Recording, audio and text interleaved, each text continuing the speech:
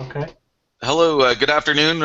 It's Scott Mills here. I'm coming to you from Toronto, Ontario, Canada, at Voices Latinas CHHA 1610 radio station. And I'm out at a community event today and had the great opportunity to, in my role as a Toronto police officer, to join a Crime Stoppers USA social media training session.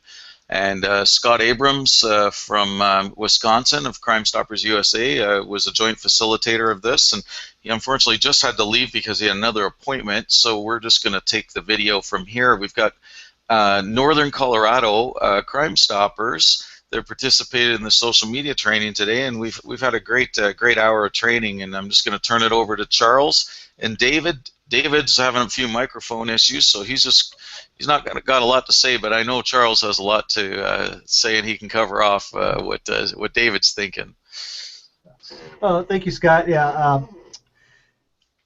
Crime Stoppers for me, I actually have been a pleasure to be a part of this. Thank you for taking this opportunity to put this training together because it's one of the things that our organization has been struggling with is getting the word out and how do we get the word out and building the community together, and social media seems to be a good way to do it because everybody's out there. So this is going to be a big help, and I'm going to take it back to the board and some of the things I learned here and try to increase our social media presence to so that the community knows that we're here and we're here for them.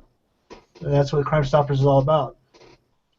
Great, and thanks very much to yourself, Charles, and to David for joining. And we've been able to get David's questions here up on the side, and I think I just want to go through one of these questions because it gets the word out about what's going through our Crime Stoppers members' minds. And David Schaefer said, media is an area we would wish stronger relationships with.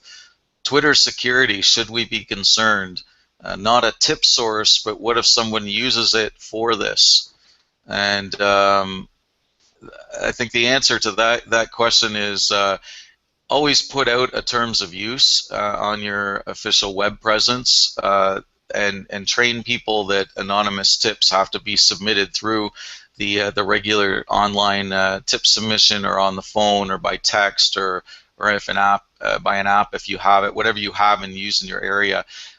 I've been doing this for quite a long time, and only once have I had somebody compromise their anonymity.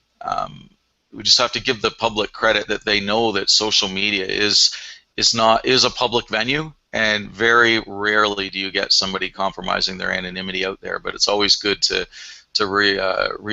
reinforce that fact. And another thing that David said here was, we're a member of the Colorado Retail Organized Crime Alliance. How do we use our social media to be a useful source for them?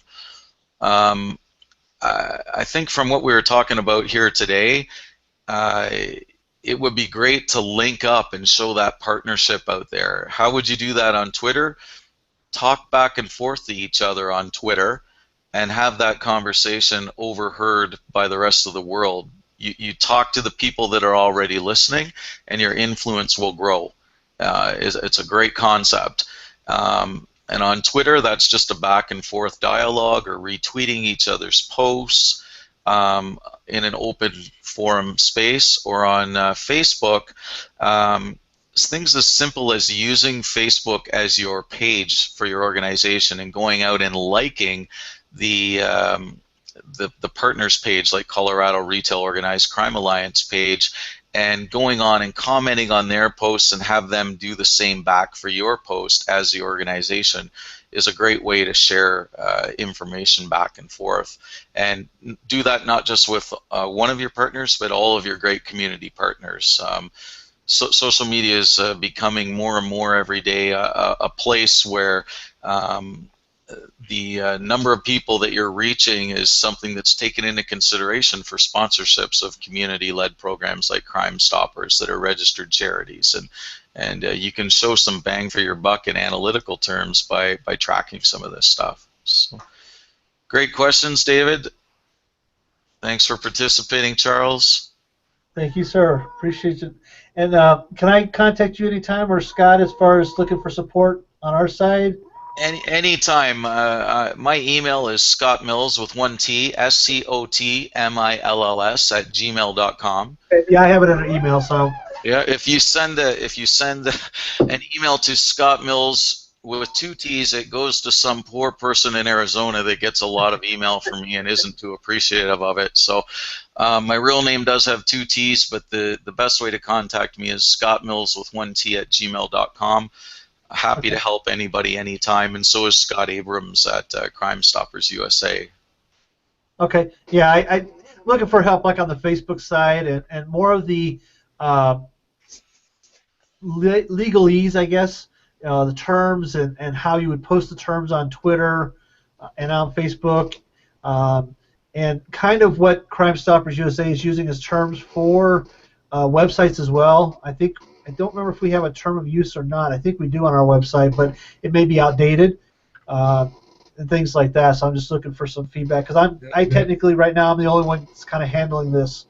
I'm looking for help, but I'm not getting it yet. And so if you guys could help, that would be great. We can help with that. Leave a tip tab in terms of use. There's Crime Stoppers USA leave a tip tabs that we now make that drill down right into your program. Okay. With the branded Crime Stoppers USA logos that are available for install, and that's thanks to a community volunteer who works tirelessly behind the scenes to make those, Jeff Brown out in Truro, Nova Scotia. So he basically does one up exactly for your page, and then you can customize it any way you want. If you want to put your own Crime Stoppers logo on it, feel free. If you want to leave the branded Crime Stoppers USA, feel free. The whole idea is we just want to drive tips in an anonymous, secure way as much as we can. And on the Facebook platform, it takes us right out and right into our back-end system. Right. So it's not leaving a tip on Facebook at all. And what we're working on behind the scenes, just for your information, is we're trying to figure out a way how to get that mobile. How you can actually leave a tip tab from a Facebook page on a mobile device, because it only works on a laptop or desktop right now. Okay. So happy to help with any of that. Just shoot me a quick email, and it only takes about 10 minutes of time to do that when we work together on it. So. Yeah, and like I said, I kind of we had, like I said, one gentleman working on this. The website originally was hosted through Public Engines, TipSoft, so I pulled it off of that. We now have it hosted on GoDaddy, and it's a lot cleaner, and it's a lot more functional than what we had, and things like that. So, I do have one other question. What is the stance, or do you know anything of what's going on with Crime Stoppers USA and Kevin Anderson with his new product? I have no idea, to be honest with you. Okay. I'm just the social media guy, but. Well, I wasn't sure if maybe you were brought into some of this conversation because I know he just brought a new product out called P3 because he used to own TipSoft and then sold it to Public Engines, who's now owned by Motorola Solutions. Mm-hmm. So I'm just curious how, because I know that affects Crime Stopper organizations across the country because we have that interlink already within TipSoft with other organizations. We can just send them a tip through TipSoft and they get it and things like that. And I'm just curious, and maybe the other Scott might know, and I might hit him up and see what he knows. Yeah, that one's over my head. I'm just the social media guy. I work with whatever's given me. So right now, all these leave a tip tabs for Facebook and stuff, they're all working on the TipSoft system. Okay. But whatever the, I guess the key thing is to have everybody or as many people as possible, many programs as possible using the same system, because that's the key, is we're talking with each other on the back end and keeping these tips anonymous and keeping our communities safe. So I tend to stay out of those debates and those business discussions and stuff like that. I'm just a social media guy. So that's probably a safe move. Well, I appreciate all your help with this, Scott, and I'll hit you up probably early next week. Okay.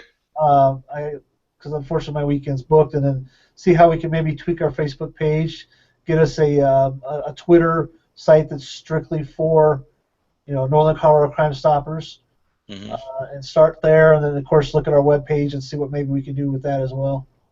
Awesome.